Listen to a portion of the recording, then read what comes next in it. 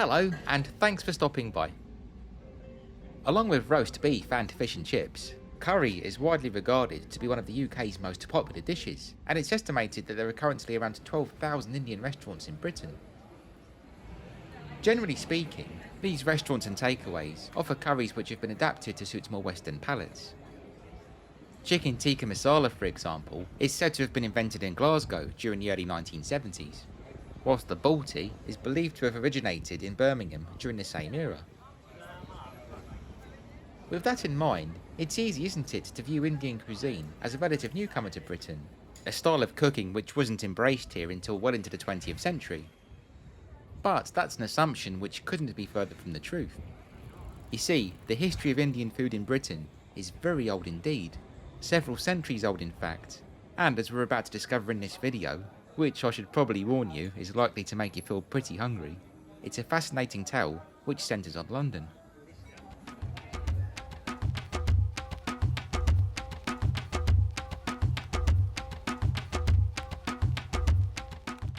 Although it's a long-standing joke that British food is bland, a stereotype which I think stems from wartime austerity and rationing, herbs and spices have in fact been a common feature in British kitchens for many centuries. Items such as cloves and nutmeg, for example, were popular during the medieval era, and mustard has long been a staple too, of course. Even chilies go back a long way, having been first brought to Britain in 1548. The real influx of diverse ingredients though, and the origins of curry in Britain, are tied to the creation of the East India Company, who had their headquarters at the former East India House on Leadenhall Street in the very heart of the City of London. The site is now occupied by the Lloyd's Insurance Building.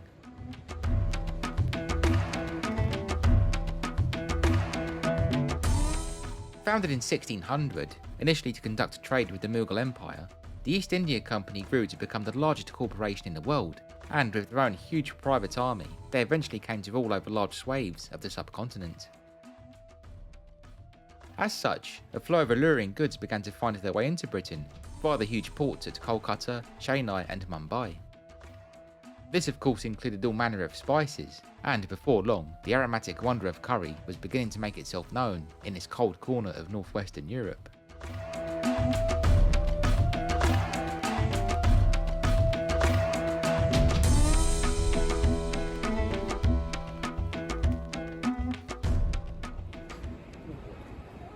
The earliest known British recipe for curry, which was a chicken-based one, can be found in a book called The Art of Cookery Made Plain and Easy, first published in 1747.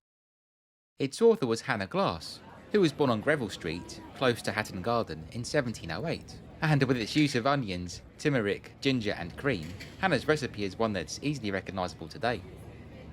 The book also provided instructions on how to make pilau rice. A similar recipe, which suggested using rabbit for the meat, appeared in the New London Family Cook, which was published in 1811. This one was written by Duncan MacDonald, the head chef at the Bedford Tavern and Hotel, which was located on Covent Garden's main piazza, so it's probably safe to say that his rabbit curry was made available to guests. The very first establishment in London though to offer curry on its menu was the Norris Street Coffee House, which was on the Haymarket. And as this advert, which appeared in the Morning Chronicle on the 27th of November 1773 shows, the curry paste which was made on the premises was also available to buy as a grocery item, priced at 2 shillings and 6pence per pot, which is roughly £10 in today's money. The advert also states that the so-called mistress who ran the coffee house and made the curry paste could, at the shortest notice, deliver curry and rice and Indian pilaus to any part of town. So there you go. Indian home food delivery was a thing in London all the way back in 1773, which, to put into some context, was an era in which Mozart was still active, King George III was on the throne, and the American War of Independence was still 2 years off. As forward-thinking as this was though, I'm not quite sure how warm the curry and rice would have been once received, given it was most likely delivered by horse or on foot, and that there were no foil containers to speak of in those days. A similar establishment which offered Indian food was the Jerusalem Coffee House, which was located on Cowper's Court in London's historic Square Mile. This was a canny business move, as the Jerusalem was just a short walk from the East India Company's headquarters, the location of which we saw earlier, and as such was popular with the East India Company's officers, who would have lived and worked on the subcontinent, and thus developed a taste for Indian cuisine. Although the Norris Street and Jerusalem coffee houses offered curry on their menu, this was merely as an addition to more typically English fare. London's first true Indian restaurant, in other words a restaurant that was owned by a person of Asian heritage, and that offered solely Indian food in an environment decorated to reflect Indian culture, was opened in 1810 by a gentleman named Sheikh Dean Mohammed, who, as we're about to see, was a pretty incredible fellow.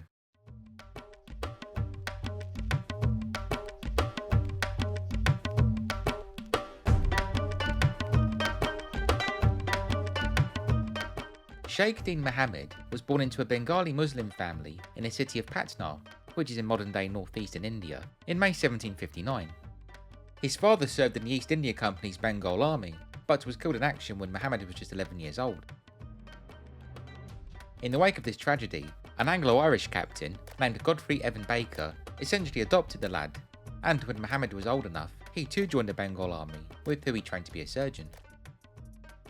Mohammed described Captain Baker as his best friend, and so when Baker resigned from the army in 1782 and returned to his home city of Cork in Ireland, Mohammed decided to tag along too for the adventure. In Ireland, Mohammed wrote an autobiography, The Travels of Dean Mohammed, which not only provided an insight into life in India, but also gave Mohammed the accolade of being the first Indian to publish a book in English. Whilst in Ireland, Mohammed also fell in love with a woman named Jane Daly, and the pair were soon married, although as Jane was a Protestant, this required the pair to elope, and for Mohammed to convert to Christianity. Then, in around 1807, the couple moved to London, where they settled on Ryder Street, close to St James's Square.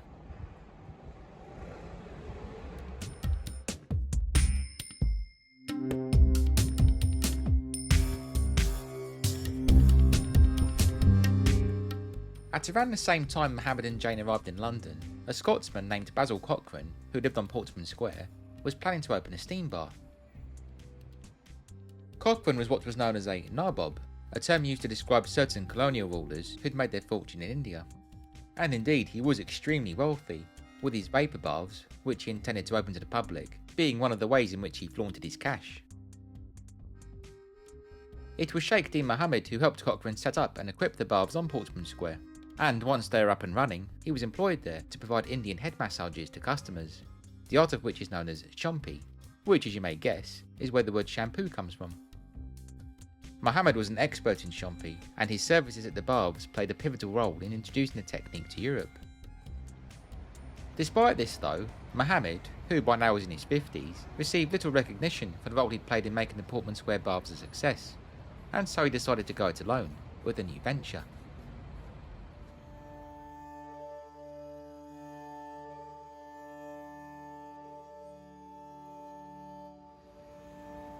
In early 1810, Sheikh Dean Mohammed opened London's first bona fide Indian restaurant at 34 George Street, which is on the section of road that runs between Gloucester Place and Baker Street, just north of Portman Square. The restaurant's full, official title was the Hindustani Dinner and Hookah Smoking Club, although in a manner similar to other establishments at the time, it became better known as the Hindustani Coffee House. As this advert, which appeared in the Morning Post on the 2nd of February 1810 suggests, the restaurant was primarily aimed at retired East India Company officers who had a craving for authentic Indian cuisine. The advert also mentions that a home delivery service was available, the wording of which certainly sounds a lot more grand than anything you'd see printed on a leaflet shoved through your letterbox nowadays. Quote, "Such ladies and gentlemen as may be desirous of having Indian dinners dressed and sent to their own houses will be punctually attended to by giving previous notice." To enhance the restaurant's atmosphere, Mohammed decorated the interior in an exotic manner, and although no known illustrations are available, we do have this description, which was published in an early London restaurant guide called the Epicure's Almanac. The rooms were neatly fitted up en suite and furnished with chairs and sofas made of bamboo canes. Chinese pictures and other Asiatic embellishments representing views in India, oriental sports and groups of natives decorated the walls.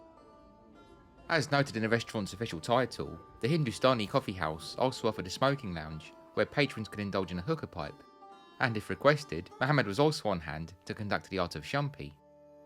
A curry followed by a soothing head massage? Sounds good to me. As for the food itself, the Epicure's Almanac noted that the dishes were dressed with curry powder, rice, cayenne, and the best spices of Arabia. Further details of the menu appeared in an old receipts book, which fetched £8,500 at an auction in 2018, in which pineapple pilau and lobster, chicken, lamb and veal curry are all listed, along with various breads, chutneys, and, quote, various other dishes too numerous for insertion. With all that in mind, you'd think Mahomed was onto a winner, but sadly this wasn't the case. The restaurants lasted for just 1 year before he was forced to file for bankruptcy, although the coffee house did secure new management, under which it operated until 1833. It's been speculated that the main reason the Hindustani coffee house failed as a business is that its intended clientele already had access to Indian food. In other words, most could afford to hire a personal cook from India who could rustle up meals in the comfort of their own home. A green plaque to commemorate the pioneering restaurant was unveiled in 2005, but as you can see here, at the time of making this video, the building to which it was attached has been torn down and the area is now a big construction site. It would appear a residential block is going to be built here, so let's hope the plaque is reinstated once the project's complete.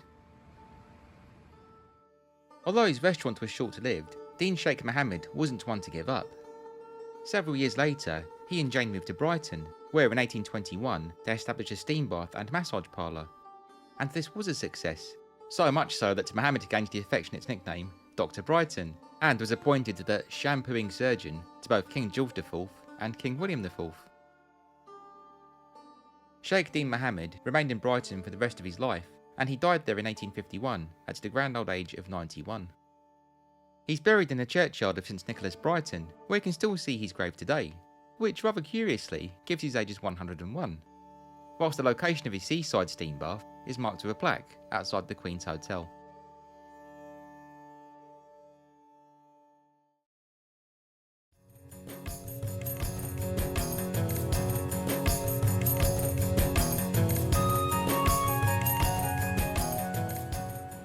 Today, the oldest Indian restaurants serving up food in London are the Halal, which opened near Aldgate on the junction of St Mark's Place and Ailey Street in 1939, the Punjab, which is London's oldest North Indian restaurant, first opened in 1946 and now based in Covent Garden, and most famously, Veerswarmy, which also happens to be the UK's oldest Indian restaurant. Located on the corner of Regent Street and the rather aptly named Swallow Street, Veerswarmy first opened its doors in 1926. The man behind its creation was Edward Palmer, a retired British Indian Army officer who was of Anglo-Indian heritage, his grandmother being an Indian princess, and after who the restaurant is named. The restaurant has its roots in the British Empire exhibition, which was held in Wembley in 1924, an event which also led to the establishment of Wembley Stadium. Here there was an Indian pavilion, which included an Indian cafe, the running of which was overseen by Edward Palmer. The eatery proved immensely popular, and long queues would form outside at both lunch and dinner time, so it's not surprising that Edward decided to pursue the idea further by opening an upmarket restaurant in the West End. Veerswarmy, which is a very fancy place indeed, has attracted many famous diners over the years, including Charlie Chaplin, Prince Axel of Denmark, who, it's said, inspired the trend of drinking beer with curry as he gifted the restaurant a barrel of Carlsberg every year, and Indira Gandhi. Anyway, if you'll now excuse me, I really should make a start on this rather delicious looking curry.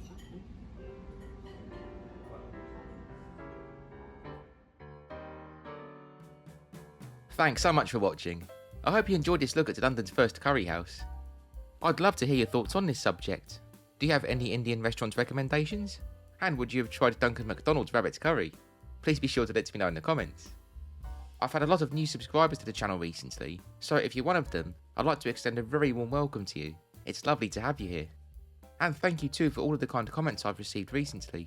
They really do mean a lot to me, and I try to respond to as many as I can, so if I've missed you, please do forgive me.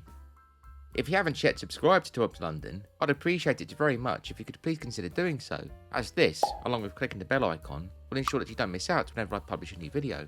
Plus of course it'd be great to have you along. Likes and shares are very much appreciated too, as they really do help the channel to grow.